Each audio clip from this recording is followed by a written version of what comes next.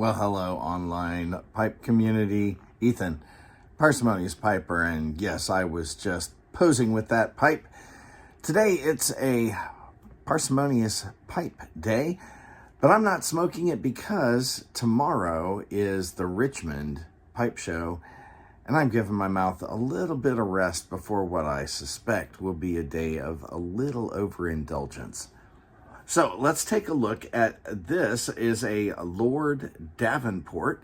If you recall, Lord Davenport had some kind of a manufacturing deal going on with My Beloved Pipes by Lee, where they cross-patented or at least shared a patent on this magic stem idea that you could push this stem in, and there's a little rod inside that would push into the bowl and reopen an air hole if you had tamped too tight or just gotten it clogged. And some of these Lord Davenports had Pipe by Lee style stars on them. This one does not. It just has the two patents, the 1938 and the 1941 patents, are in this little smooth spot, and we'll see a picture of that in just a minute. What am I not smoking in this pipe this week? That would be a Freiburg and Trier blend that I smoked the other day that Garrett at Smoke Snacks sent me, and it's really very good. I will be smoking it a lot more this weekend and leading into Tuesday so that we can talk about that one next week. Hey, before I get to rambling too much, let's just take a closer look at this pipe.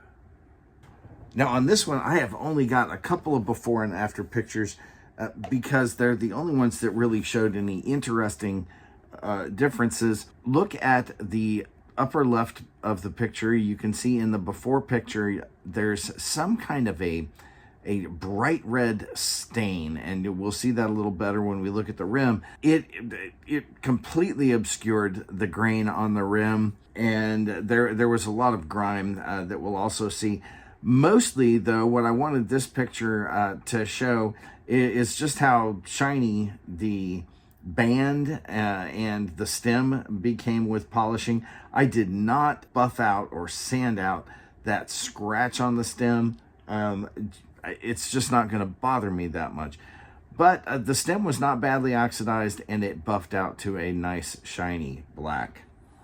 Here you can see exactly what I was talking about with all of this goop and garbage on the rim that cleaned up nicely.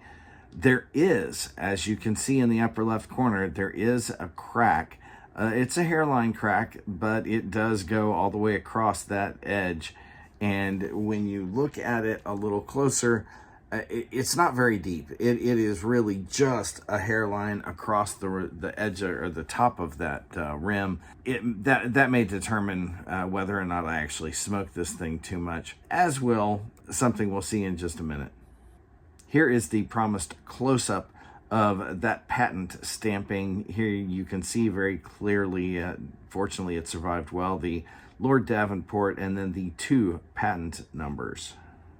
And here you can see the real reason that I probably will not be smoking this one very often. This is not supposed to unscrew out of the wood. The stem itself is supposed to push in and out, and when you push in and twist, it's supposed to remove. Well, this stem does not move. I tried hitting it with a rubber mallet. I froze it. I used alcohol. I used all kinds of things, WD-40. I cannot get that stem to come loose. The internals did clean up nicely. You can see it's kind of black on the inside of that. I don't want to have to disassemble it like this for a deep cleaning again until I can figure out a way to get that stem apart, and then I'll probably re-epoxy it back together. But as you can see, overall, it is a nice little pipe. I like this carving. It's just an interesting way to add some additional texture or look to the rustication that's on it. See if you can see some of that. Will I smoke it? I really don't know. For $26 and change, it's a nice addition to my collection because it's got both patent stamps on it. And we just know that in that era, they were collaborating with Pipe by Lee on some other pipes, at least. So this is in that same era. $26 and change. Whether I smoke it or not, it was worth picking up. And it is a pretty little pipe. Well, folks, I do hope that a bunch of you are going to be at Richmond tomorrow because I hope to run into you and to be able to share a bowl or two or so with you. Until then, light something you like. Enjoy your afternoon.